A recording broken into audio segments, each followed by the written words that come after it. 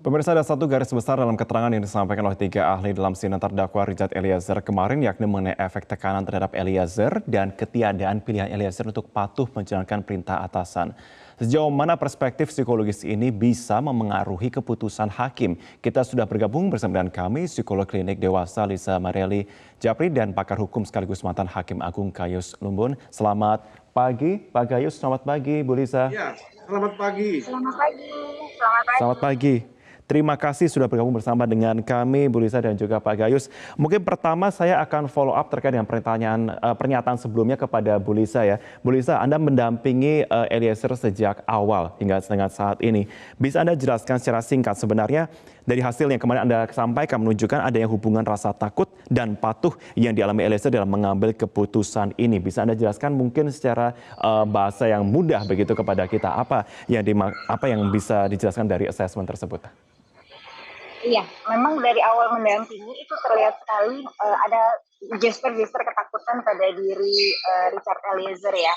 Tapi kemudian itu semakin membaik. Mengapa dia takut? Kemudian melalui dari assessment itu terlihat memang satu, karakternya dia punya sisi kepatuhan karakter, kepatuhan obedience yang sangat tinggi yang mengakibatkan dia rentan sekali untuk nurut aja dengan apa yang dikatakan kepada lingkungan. Yang dalam kondisi-kondisi tertentu ketika dia benar-benar dalam kondisi terdesak, sangat tertekan, itu bisa mengakibatkan yang kemarin sempat terbahas juga free will-nya menghilang. Kenapa? Karena dia locus of kontrol dirinya itu dia serahkan kepada orang lain. Cenderung avoidance konflik, cenderung patuh, itu yang terlihat. Cuman memang setelah pendampingan dan kemudian juga ada penguatan-penguatan, itu yang kemarin dibahas juga destructive obedience, kepatuhan yang menghasilkan hasil yang destruktif, itu perlahan-lahan bertransformasi menjadi intelligent disobedience, di mana dia sampai pada satu titik yakin bahwa ini tidak benar, ini salah, dan aku mau melakukan hal yang berbeda. Dalam kata lain, dengan kata lain itu dia tidak lagi patuh, demikian. Adakah pengaruh dari usia Eliezer yang memang dikatakan masih muda, pada waktu masih di bawah 25 tahun, yang memengaruhi keadaan psikologis dia untuk akhirnya bisa bertindak cenderung mengalami hipomania di sini? Kalau hipomania sendiri sebenarnya bisa dialami dalam usia manapun ya, bisa usia anak-anak, remaja maupun sampai dengan lansia. Tapi memang kalau berbicara mengenai usia sendiri, kemarin spesifikasi saya itu penekanannya pada perkembangan fungsi analisa otak. Itu ada yang namanya prefrontal cortex, ada yang lobus frontalis yang mengatur banyak sekali mengenai analisa, rasionalitas kita, proses berpikir itu baru mulai benar-benar stabil itu 25 tahun ke atas. Jadi itu makanya juga kenapa mungkin lingkungan, orang tua, pendidik itu sering berantem dengan remaja, karena memang yang lagi pesat-pesatnya berkembang pada usia demikian itu adalah amigdala, bagian emosinya. Sementara si amigdala ini belum diseimbangkan dengan bagian otak yang mengatur analisa, rasio itu baru nanti akan mulai berkembang itu dewasa akhir, yaitu sekitar usia 25 tahun ke atas. Kalau hipomania sendiri sebenarnya itu bisa terjadi pada usia berapa saja. Oke, sebelum saya ke Pak Gayus, mungkin saya akan kembali ke Bu Lisa melihat perjalanan waktu awal dulu. Anda mendampingi awal Eliezer sampai dengan saat ini. Kami sebagai masyarakat awam, kami melihat ada ekspresi yang berbeda ditunjukkan oleh Eliezer pada waktu mengikuti persidangan. Apakah di sini sudah menunjukkan adanya sebuah perbedaan dalam sisi psikologis ketika ia akan menghadapi persidangan dari waktu ke waktu, Bu Lisa? Iya, yang kalau kita berbicara kondisi psikologis seseorang itu satu hal yang sangat dinamis. Jadi hari ini kita seperti apa, besok seperti apa, secara garis besar ada karakter tertentu yang akan menetap. Cuman bagaimana kemudian emosinya, bagaimana kemudian perilakunya itu bisa bertransformasi dari waktu ke waktu. Bahkan kita yang menghadapi satu kondisi pada satu titik ini kemudian bisa berbeda di kondisi yang sama tapi di hari yang berbeda. Jadi memang kalau kita berbicara tadi sudah sempat dibahas mungkin ada tekanan, ada kondisi-kondisi eksternal. Nah, perlahan-lahan seiring dengan waktu itu tekanannya kan mulai hilang dari Richard Eliezer ya. Jadi dia perlahan-lahan mulai secara gampang itu mulai bisa nafas, mulai analisa, logika, rasionya itu mulai jalan. Belum lagi ada dukungan keluarga, belum lagi dari dukungan orang-orang publik yang luar biasa sekali. Itu yang mengakibatkan dia memang seperti kita lihat saat ini kondisinya sudah sangat membaik. Walaupun ini masih terus berproses ya.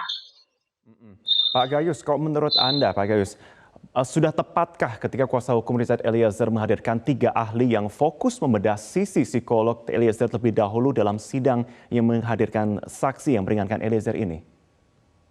Kedudukan ahli memang diperlukan untuk membangun keyakinan hakim. Itu yang pertama. Walaupun ahli dengan ahli lainnya itu juga seringkali bertentangan dalam keahliannya. Nah, tetapi basic dari hakim untuk menilai itu kan bukan satu sisi saja, tapi hakim itu berdasarkan basic aslinya ada undang-undang. Nah, kalau tadi saya sesuaikan apa yang disebut sebagai perintah dan kepatuhan oleh para ahli melalui psikologi forensik atau psikologi yang lain, tentunya saya akan mengaitkan dengan perintah kepatuhan di jabatan. Karena ini jabatannya ada kepolisian ya, baik yang menyuruh maupun yang disuruh, yang diperintah. Nah, tentunya dari sisi ini kita memperhatikan sekali perintah jabatan apa yang diemban oleh seluruh orang, tiga pihak terkait, yaitu yang melakukan, yang menyuruh, dan ikut serta melakukan. Ada 3 hal di pasal 50 ya, ayat 1 ke 1. Itu jelas hanya 3 ini saja. Nah, oleh karena itu dari menganalisis tiga kelompok ini, yaitu orang melakukan di depan itu, kalau kita analisis yuridis dimulai dari yang melakukan. Baru siapa yang menyuruh, yang ketiga siapa yang ikut serta dalam melakukan. Itu analisis yuridis. Jadi boleh saja ahli-ahli ini memberi dukungan hanya meyakinkan hakim. Tetapi hakim harus lebih kepada kepastian hukum, yaitu apa yang diatur di Undang-Undang pasal 55 ayat 1 ke 1. Itu yang digunakan sesungguhnya. Nah, perbuatan ini diberikan oleh para ahli dengan keahliannya masing-masing untuk memperkuat hakim yakin apa jenis perbuatannya, apa unsur perbuatan itu, dan apa sanksinya. Itu semua ada 55, jelas sama porsi hukum sanksinya. Kalau 56 ditambah dengan menghitungkan berapa hukuman terhadap pelaku dan yang menyuruh. Nah, dikenakan 15 tahun kalau itu hukuman seumur hidup misalnya. Itu semua ada undang-undangnya. Saya akan kembali ke undang-undang. Saya akan kembali ke Bu Lisa, Pak Gayus. Kita akan follow up juga terkait dengan hal itu, Pak Gayus. Bu Lisa, tapi kalau Anda melihat, apakah Anda melihat adanya kesesuaian atau konsistensi kesaksian Eliezer selama di persidangan dengan keterangan yang disampaikan sebelum sidang kepada Anda? Oh iya, konsistensi itu jelas sekali terlihat. Bahkan sebenarnya dari pengerjaan asesmen psikologisnya pun Richard selalu konsisten ya. Terutama pada tes MMPI seperti yang saya katakan, yang kemarin sudah saya jelaskan juga, MMPI Minnesota Multifaceted Personality Inventory, di mana di situ tuh 566 soal item yang tidak mudah untuk bisa bersikap konsisten, tapi Richard menunjukkan tingkat konsistensi yang tinggi sekali dengan life score yang sangat rendah, yang membuktikan bahwa ini bisa dipertanggungjawabkan. Dan begitu pula sehingga pada saat dia mulai persidangan, semua ceritanya pada saat dari mulai kita pertama ketemu, anamnesa, wawancara dengan Richard sampai dengan persidangan, sampai dengan saat ini semua ceritanya konsisten. Oke, baik. Baik, Bu Lisa Mariani Japri, terima kasih sudah bergabung bersama dengan kami di Selamat Pagi Indonesia. Terima kasih banyak. Tapi saya akan kembali kepada Pak Gayus. Pak Gayus, kalau begitu, memang yang ditentukan di sini adalah kepastian hukum dan juga apa yang kemudian pasal-pasal yang tentunya akan menjerat di sana. Tetapi kita melihat kemarin yang dihadirkan tidak tanggung-tanggung, Pak Gayus, 3 langsung dari psikolog klinik, kemudian ada juga dari forensik dan juga ditambah lagi dari filsafat moral, begitu, Pak Gayus. Apa begitu? Apakah ini kemudian bisa mempengaruhi keputusan dari hakim dalam menganalisa? Tentu pengaruh itu ada, tetapi basic adalah undang-undang. Seperti saya katakan tadi, bahwa siapa yang berbuat masing-masing itu yang mendapat sanksi masing-masing berkaitan dengan 3 hal tadi.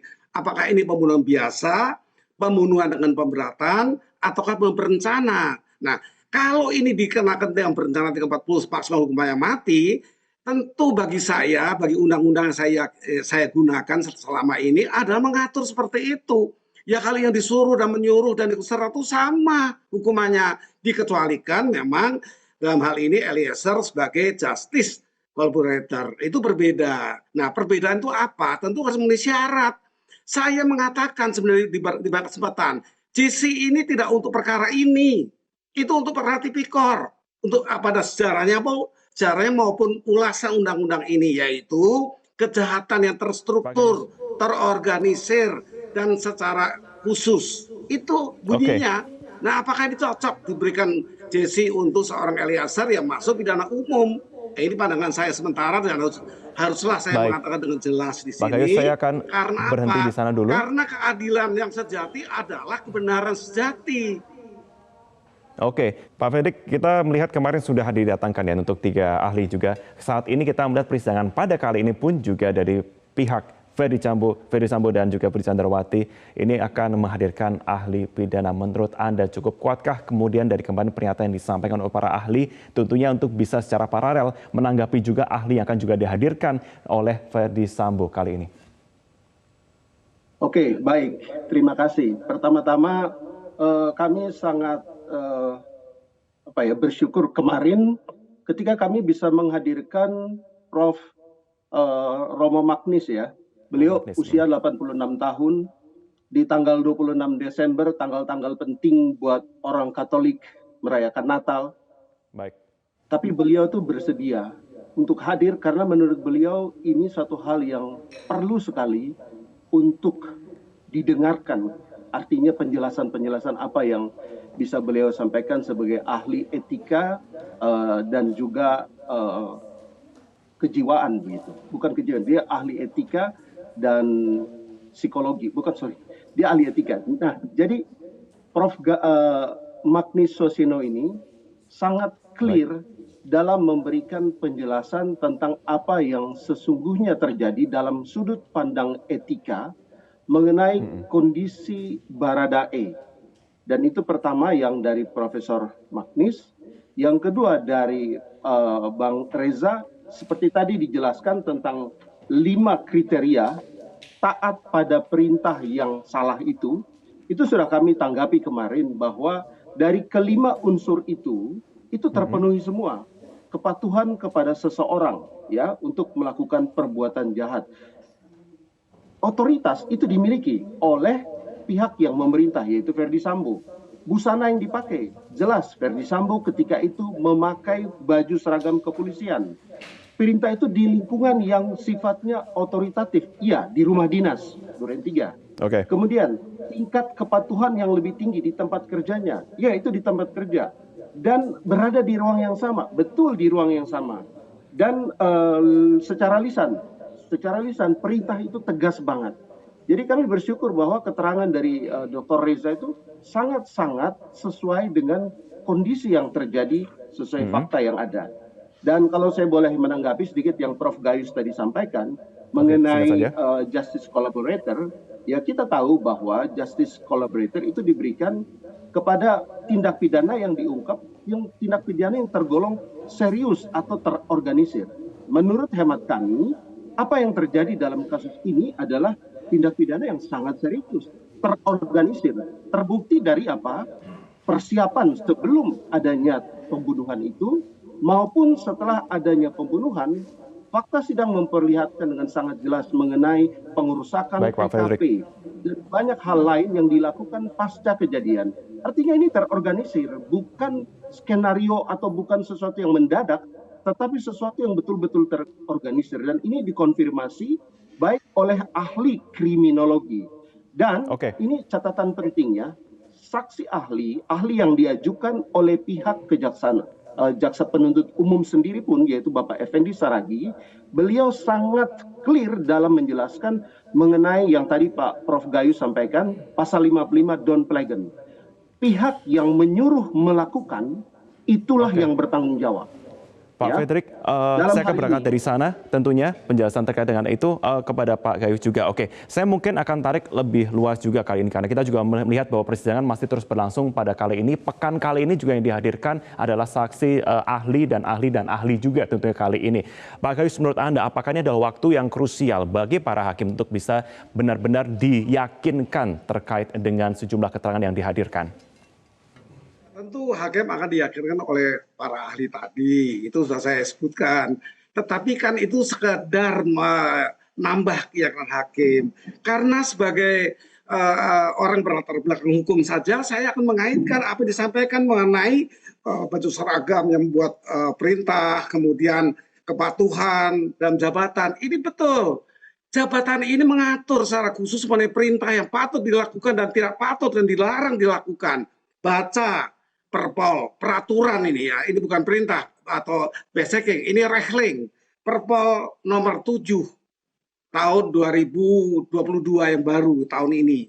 Itu ditegaskan di pasal 11 bahwa apa yang diperintahkan oleh atasan kepada bawahan dan bawahan menerima perintah itu untuk dilakukan atau tidak boleh dilakukan adalah kalau menyangkut pelanggaran-pelanggaran atau menyimpang dari norma hukum, norma agama, dan norma kesusilaan. Itu jelas, ini peraturan.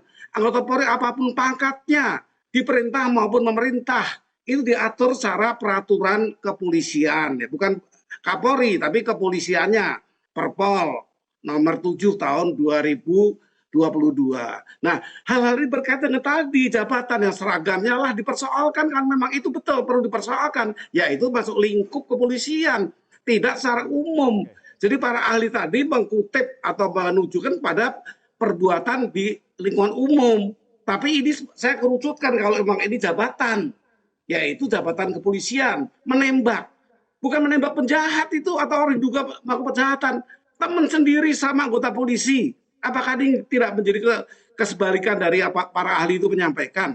Yang ditembak itu adalah pelaku yang menembak.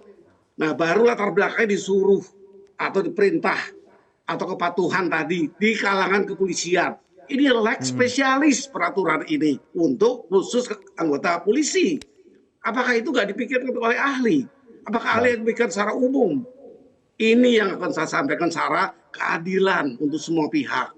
Seperti itu. Oke, Pak Gayus. Saya akan garis bawahi di situ. Terima kasih. Pak Fredrik, singkat saja waktu kita juga cuma terbatas saat ini. Saat ini dari Ferdisambo menghadirkan saksi ahli hukum pidana untuk persidangan kali ini untuk meringankan yang bersangkutan.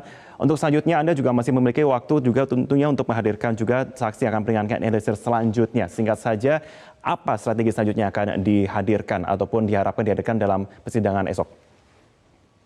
Baik, terima kasih. Besok kami akan menghadirkan ahli pidana yang pada prinsipnya menjelaskan terkait dengan pasal-pasal 51, pasal 55, dan kami dari hari ke hari sangat confidence bahwa even ahli yang dihadirkan oleh JPU dan akan kami perkuat dengan ahli yang pidana yang akan kami ajukan untuk mempertegas posisi bahwa Richard Eliezer adalah alat, dan alat itu menurut ahli-ahli yang menyampaikan pendapatnya itu tidak dapat dimintakan pertanggungjawaban. Kita sangat berharap dengan keterangan-keterangan ahli yang akan dihadirkan nanti, kebebasan akan diperoleh oleh Richard Eliezer. Itu yang kami harapkan dari pemeriksaan ahli ini. Dan mungkin sedikit tambahan ya mengenai Perpol 7 2002 itu kan terkait dengan kode etik. Ya, terima kasih. Baik, terima kasih. Kita akan nantikan seperti apa persidangan untuk hari ini. Kita akan dengar bersama bagaimana tentunya keterangan dari saksi ahli yang akan dihadirkan pada persidangan yang mengharapkan Ferdisambo dan Putri Candrawati pada hari ini. Terima kasih Bapak-Bapak, terima kasih Pak Fredrik Pinakunari dan juga Pak Gayus Lumbun sudah bergabung bersama kami di Selamat Pagi Indonesia. Terima kasih.